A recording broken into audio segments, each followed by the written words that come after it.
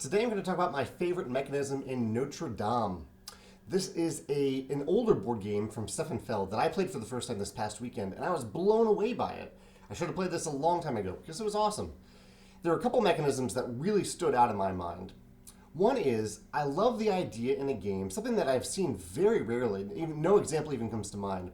I love the idea that when you take an action, you get better at doing that action. Because in my mind, that resonates really well with it in the real world. There are two ways that you can get better at something in the real world. A, you can take a class, you can practice, you can learn how to do it, you can be taught how to do it. Or B, you can do it. You can do it a lot and you'll get better at it. If I go swimming every day, I'm going to be a better swimmer.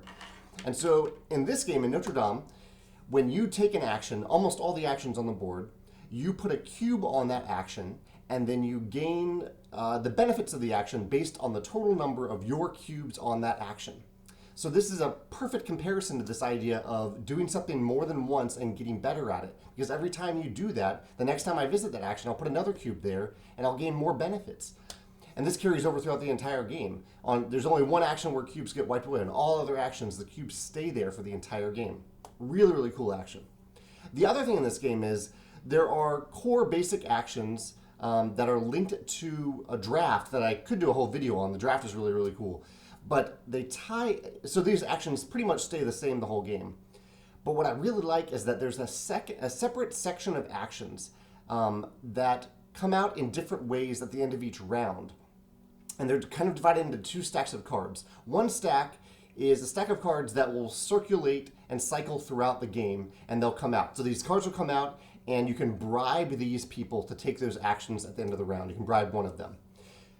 Among those cards is also a separate stack of cards that do not cycle. You get to see each one of them one time during the game, and they're all shuffled up, and so it's almost completely random. I think maybe they're staggered by time in the game.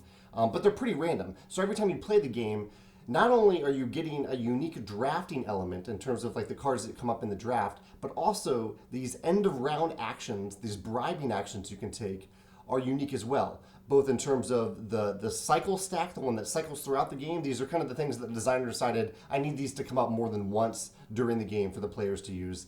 And the one-time really special actions that come up only once during the game, and sometimes they may not even show up in the game at all. I really, really like that balance in a worker placement game of having a core set of very easy to understand actions and then some other separate set that adds variability that come up in a variable way throughout the game to add a little flavor, to add a little uniqueness to that game. Two very, very clever mechanisms, and there's definitely more that we could talk about in Notre Dame. I really look forward to hearing your comments about what you like, your favorite mechanism in Notre Dame.